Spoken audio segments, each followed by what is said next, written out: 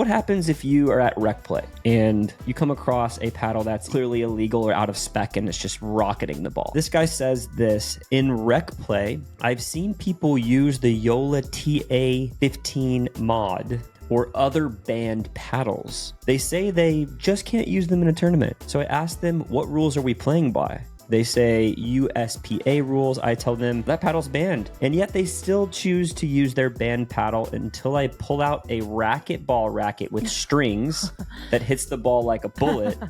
And then they end up eventually switching. He just carries around a racquetball racket in his bag to punish people that are playing with illegal paddles.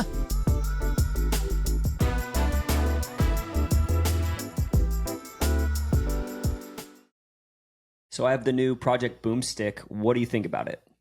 Gosh, I have really gravitated towards power paddles. I just want to say that. And coming from the era, trying the Boomstick, you guys, I was shocked at the pure power. Yeah, I really loved the Boomstick. Obviously, great power, great spin, but I think where it's really underrated is how stable it is. And the stability, I think, is due to the MOI tuning system, which is these semi-permanent weighting clips on the edge guard. And so the paddle just feels so incredibly balanced that the sweet spot is quite enormous. So make sure, if you haven't already, head on over to Selkirk.com to get your Boomstick today.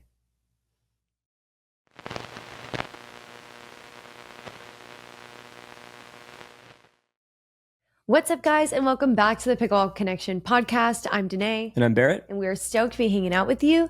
We're going to be doing a CTN segment, which we call Cruise the News, where we kind of talk about some of the latest stuff in pickleball. So let's just jump right into it.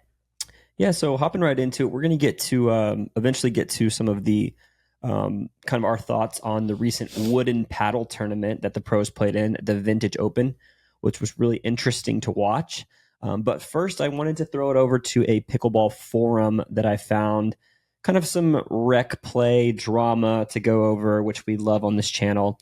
So this guy says this. He said on, I believe, the Pickleball Forum Facebook group, he said, in rec play, I've seen people use the Yola TA15 mod or other banned paddles.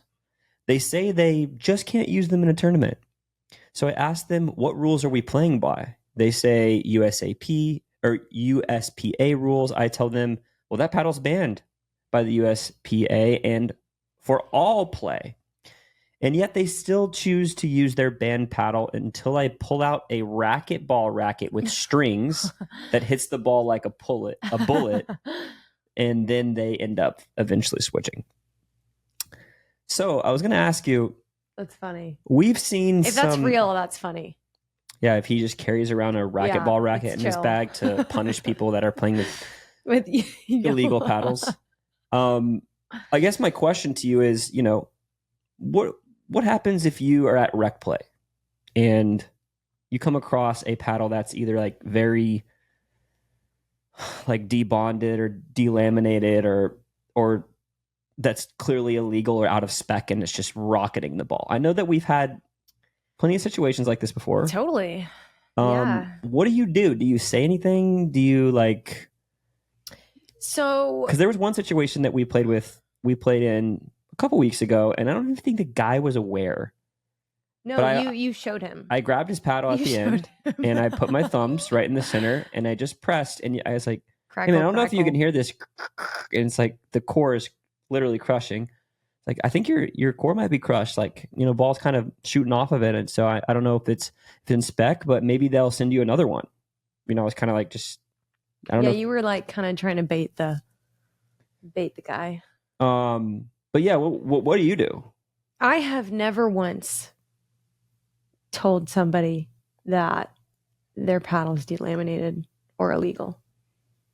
If I'm completely honest, in rec play. Does it bother you though? Yeah.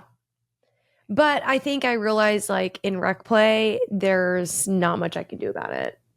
I feel like maybe there's a way that sorry guys, we usually don't have him in here. Hi, buddy. There's usually a way where, like, I forgot what I was about to say. Like, we were talking about, sorry, our dog distracted us. Like in rec play, there's usually a way. Or in a tournament, there's usually a way. Yeah. So in rec play, like, I feel like it doesn't matter as much. It's annoying, but like, typically, there's nothing really crazy on the line in rec play besides maybe having to wait in the line, which is kind of annoying. But I don't know. I can get over that. I'm trying to think. Have we ever played somebody with a delaminated paddle in a tournament? I think we played one that was, I don't know if it's delaminated, but I think it was. I know we played people that played the mod and stuff like that. Just like maybe that in today's standards would be out of spec. Yeah. I don't know if it was delaminated, but there's quite a few paddles that have, gone out of spec by today's standards. But at the time, they were perfectly fine tournament standards. Yeah, they were legal, but they weren't fair. Yeah, exactly. So there obviously wasn't anything we could do there either. So I think, unfortunately, whether it's a good thing or a bad thing, I truly have never like stood there and been like, that's not fair. You shouldn't play with that paddle. That's illegal. I just have never done that. Yeah, I hear you. I think the reason I brought it up with that one guy was like, I don't even know if he knows. Yeah. Because it was a little bit of an older model, and he's probably had it for a while. Yeah. And he's maybe a decent player. Maybe he's just gotten used to it. I don't know. But guys, let us know in the comments if you've come across one of these illegal paddles in rec play. Do you call it out, or like how do you handle that? I was going to say, like, what do you think? Because obviously we're maybe we've handled it differently. Is there a better way to handle it? I think it's I think it's a little annoying, like, honestly. And so I would probably handle it kind of the way I did. I'd be like, hey, like, okay, what if it's a beginner though? Because we were in a situation recently where there was a beginner playing, or not a beginner, but an intermediate beginner person playing with a delaminated paddle against a lot of other beginners. Right. That was awkward too. Yeah, because we didn't want to like call her out exactly in front of people or anything. I don't know. I mean, I think it's case by case basis, but like hard thing to navigate. But I mean, hopefully, we round the curve and technology gets better and better, and we don't have to deal with this. But it's pretty wild when you don't have to swing at all and the ball rockets off, or if you play someone and you hit there's someone, you play one of those players and you hit just a very average drive at them, and they they barely touch it and it launches shoots off. I think it's in my mind, I'm like, I don't know. Maybe they just think their paddle is really powerful. I don't know how. Maybe they don't know. Think they're really or they think they're really good or really powerful. But yeah, I don't know. I think it's a case by case thing. I think, obviously if it's a tournament, or if there's, like you said, if there's more on the line. But anyways, guys, let us know in the comments. Like I said, let us know how would you handle this? Because I do think it's a case by case thing. And I think everybody's a little different, right? Like, I think it depends. It depends on the environment, the situation. Tournament is something on the line, is something not. Right. I mean, to be honest, I think it maybe makes more of a difference at the beginner level, because they can't handle those balls, but also the beginners aren't really the ones that know that their paddle's out of spec. So anyways, let us know what you guys would do. We're going to move on to the next little bit here, and we're going to start talking about some of the things we notice, and the pro games continuing to evolve. And there was 2 tournaments in the pro world this last weekend. One was a wooden paddle tournament in Sacramento, and the other was in Malaysia. So for the wooden paddle tournament in Sacramento, you guys, it was actually pretty exciting because all of the pros had to play with a wooden paddle. So it was kind of like this throwback tournament, and it was pretty exciting because, it kind of equals the playing field, so to say. Like, everybody's literally using the same piece of equipment. And it wasn't like the manufacturers all had their own wooden paddles made. Actually, I heard that there was a manufacturer that was trying, I think it was Franklin, trying to make a souped up wooden paddle for their players. And then everybody was like, no, the PPA is the one handing out wooden paddles. So yeah, it'd be an interesting case study in itself. Let's say everyone had the same Gen 3 or paddle, or everyone had the same Gen 2, Gen 4, whatever. Sure. So anyway, it was a really cool tournament. The one thing I wish looking back is we didn't have all of the pros there. There was actually another tournament happening in Malaysia, and then some of the pros took this tournament off to not play. So we didn't have like Ben Johns and Annalie Waters, but there was still some like good show out for the tournament. So I wanted to kind of go through some of like the upsets that we maybe saw out of this pool of players, and just even how like interesting things that you noticed throughout the tournament. So one of the for your singles women's, Jeannie Bouchard went on a massive run. Yeah. Massive run. She played well. She played really well. Again, it was interesting because fun fact, I filled out like a bracket what is it? Like you basically like filled out a bracket, like made selections for who you thought was going to win each round with a group. And yes, it turns out I did terrible. Like I did so bad. I don't think you did as bad as you thought. I think you weren't the last. I wasn't last, but I was like probably in the bottom four. But I think it was hard because I was kind of talking through some of it with you, and it's like, how much do you weight? That's what my issue was. Is I was like, how much do I weight the paddle? Well, apparently I should have weighted the paddles more.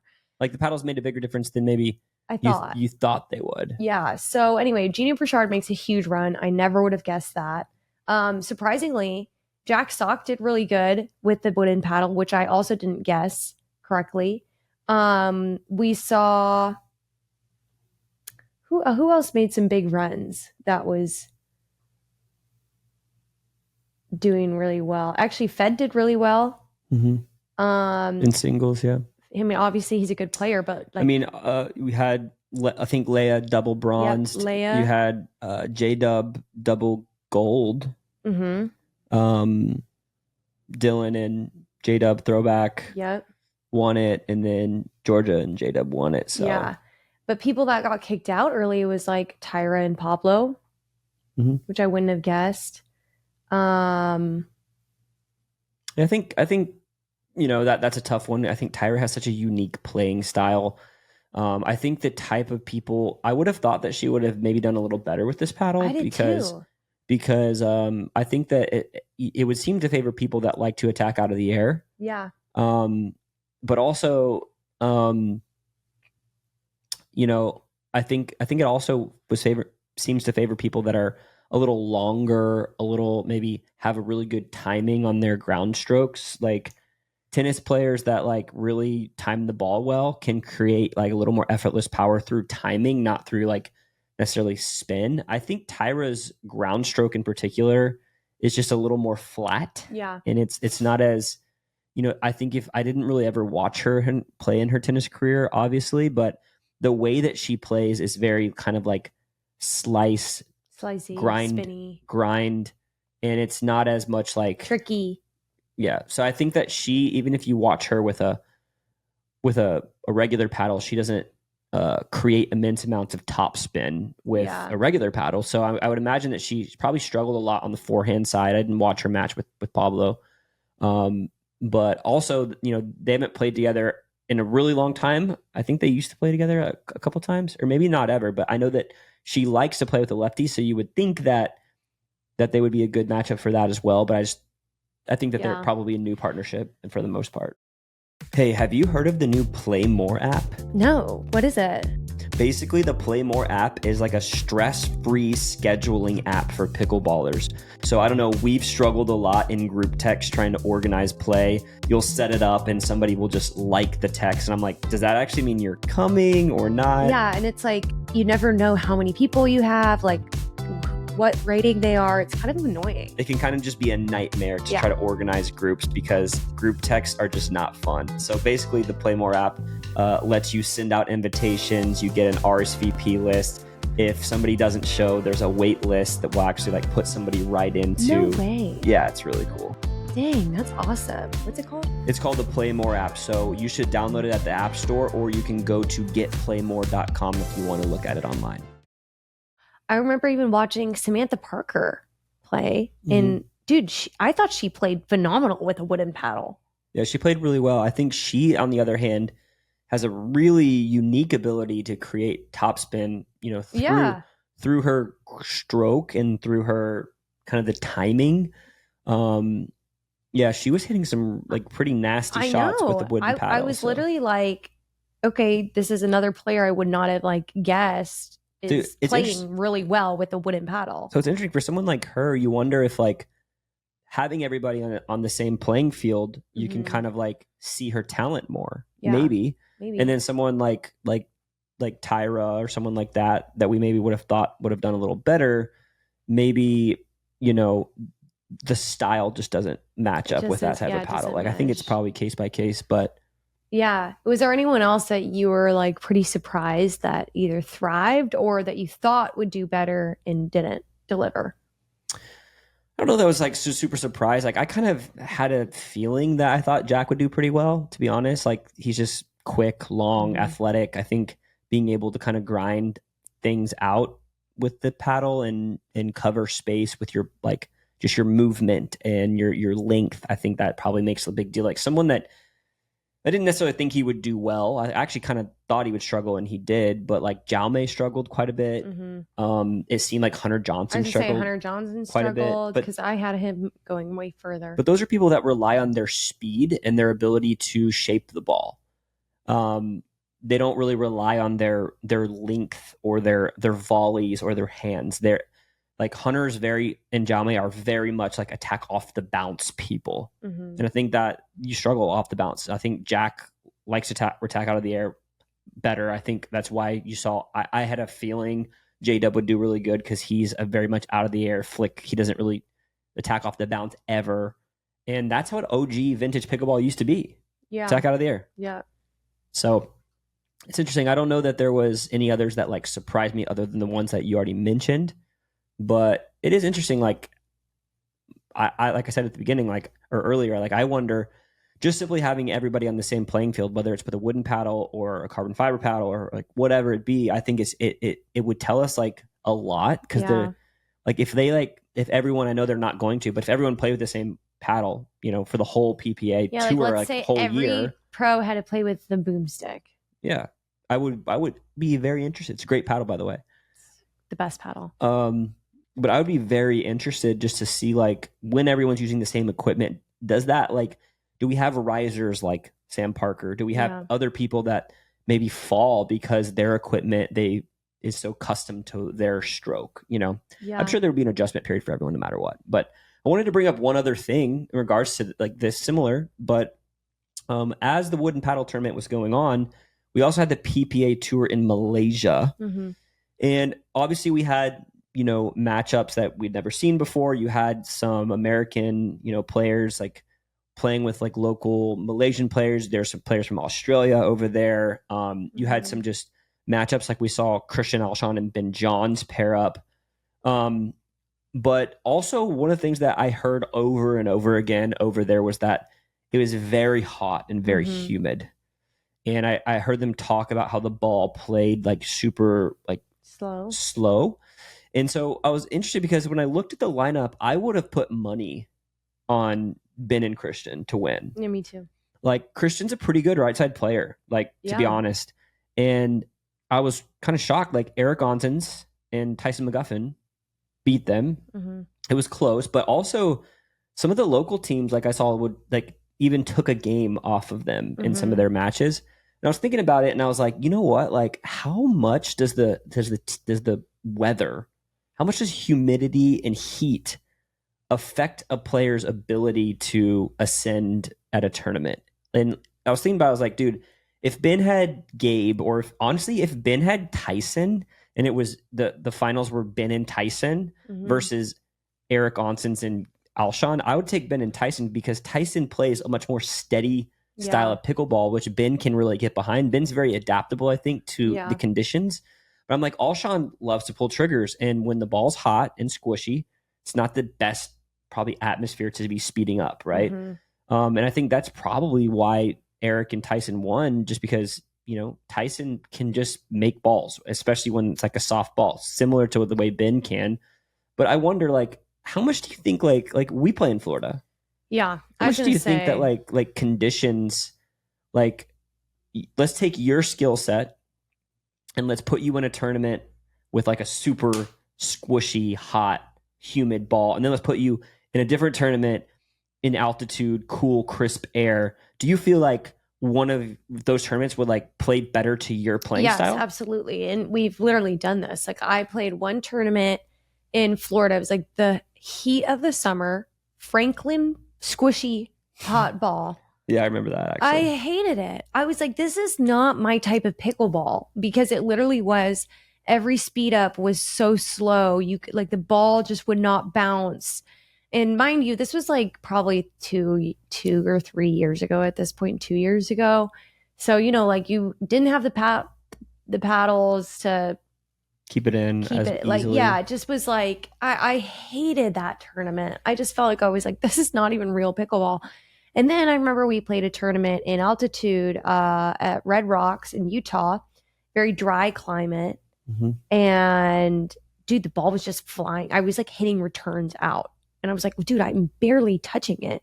And then someone brought up the altitude, and I was like, oh, that's why. Like I have to take off the ball. Yeah, or even like take altitude out of it if it's just cooler, more crisp. Less I think humid, dry. It's interesting because I would feel like the players that like to play fast probably would prefer that environment. I liked the altitude better because, you know, they can hit a nice crispy drive, and then, you know, obviously it's harder to take pace off of the ball. So like if somebody doesn't put a good counter on the drive or they pop it up, they can come and close, which you can't do that. You can't put the same amount of pace on the ball. And then I would think people that like to play slow would like a squishier ball. Yeah. Do they need to have like specific duper ratings for your weather? Like, yeah, I have a Florida duper and a Utah duper. I'm done. That's funny. Yeah, I don't know. It's interesting. I mean, and it's also interesting. I mean, both Ben and Christian play in Florida. Like they train in Florida. So I also wonder too how much has to do with like jet lag, traveling. Like I remember when we were over in Europe, I was like, it took me like probably a couple of days to like get over jet lag and travel. Yeah, it's possible. I mean, obviously Ben and Christian made it to the championship, so it's not like they played bad. You know, I think one, you're probably seeing other styles when you're there. You're seeing other brands of pickleball, which is probably good for the sport. Like you're going to see new styles come in just by different cultures and things and backgrounds, different sports. But I don't know, to be honest, like I didn't watch the full match. Like I caught some of it and then I caught some of the highlights, but maybe Eric and Tyson just played out of their mind. I don't know. I don't know either. But I was just like kind of shocked because I would have put money for sure on Christian and Ben. And the little bit that I did see, you know, Christian can kind of go for a lot and kind of make mistakes. That's kind of his game. And I think if you're playing on the right with Ben, yeah, you can't. You kind of just need to be steady. And I think he knows that, but maybe there's also the Ben factor. Like you're playing with Ben. Yeah, I mean, that's a lot of pressure. You're playing with Ben. You're playing with Annalie. If you win, it's their win. If you lose, it's your fault. Like more pressure. Maybe that comes into it. But he is a top, you know, probably 5 player in the, like on the men's side. Well, so I wouldn't think that would be the case. And as you said, you know, partner chemistry is a huge thing. Like someone could be a fantastic player and maybe not the best partner to your skill set, right? Yeah. And I think Christian's style of play is maybe not one that is as easily complementary to Ben's style of play. Another thing too that could have played into it more is that, you know, Eric and Christian and Ben are all in the same South Florida area. Mm-hmm. And I know that Christian and Eric play a lot, you know, up at Replay. And like, you know, I know that I don't know if they train together, but they're in the same area. Think about it. They were right across the net from each other. Yeah. So like, I think you kind of know your maybe that had maybe Christian, you know, Eric's seen all Christian's tricks. I didn't watch the full match, like I said, but the whole point is I was wondering, like, how does climate, humidity, all of that, like, affect the ceiling of your skill level, I guess? Like, yeah. I mean, I think it's silly to think that it doesn't affect it because it massively affects how even the equipment responds. So what about like a side note? So if it's a hot day or a cold day, or maybe it's like windy, like any sort of conditions, elements. Do you change how you play based off of like the elements at all? What do you do differently? Like, well, obviously, like in that tournament when it was like a hot and humid, like you couldn't pull triggers. I couldn't pull triggers that I was normally having to pull, like normally wanting to pull, because the ball was moving slower. So it's like you just have to change. I was like, all right, we're gonna have to dink a lot more. Because I think you kind of like to be in hands battles. You kind of like to be playing quick. It's my playing favorite. Fast. That I feel like my asset on the court is hands battles. I want to get in a hands battle. I want to get countering because I feel like I can beat a lot of people. I think that's a huge part of my game. Where maybe you feel less comfortable like sticking in the dink rally like super long. Yeah, I don't know if I don't get me wrong. I love dinking, but you don't want to like stay in it. I don't want to stay in it too long. If I see one that I can speed up, I'm going to speed it up. Yeah. And trust that it's not maybe a winner, but I can get in a hands battle. Isn't that funny? Like when we learn the game, it's like, I know. If you see one that you speed up, don't speed it up just yet. Like keep dinking, keep dinking. 2019 pickleball. But yeah, like I guess like also last thing, like what about the wind? Wind? Absolutely. Like for example, if I'm playing into the wind, it's going to be a little bit easier to probably drive than drop. If I'm playing, against the wind, what is that? Sorry, into the wind. That's the same thing. If I'm playing with the wind with me, at your back, yeah, it's going to be easier to probably drop. And then you can still drive. You just got to be a little bit more cognizant of making sure there's topspin on it. Like I think you have to adjust to the elements. The worst wind to play in pickleball is the side wind. I hate side wind. Like it kind of like gets pushed into your body a little bit. You know what? Like, and I will even say, like, I even struggle with. I guess I don't even like playing with the wind going with me when I'm dinking, because then it pulls the ball away from you and into the kitchen more. And I want to attack more. And I realize like I hate when the ball gets pulled away from me. So would you rather play with like wind coming at you than wind at your back? Like wind? Yes. You would. Yeah. Yeah. What would you? Yeah, maybe. I guess it depends on. Yeah, I mean, obviously depends on the speed of the wind. Right. If it's 18 miles an hour against me versus. I'll take it with me if it's like. Yeah. If it's 12 miles per hour or greater. I don't know. Anyway, I sound like such a nerd. Such a nerd. But anyways, guys, let us know in the comments. Like how does the elements affect your game? Like, do you like playing in the cold? Do you like playing in the heat?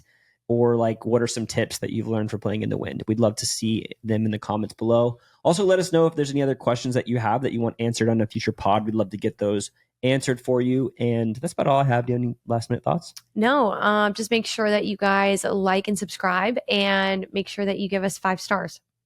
All right. And if it's not good. 5, don't give it to us. You heard it here first. All right, guys, we'll see you on the next one.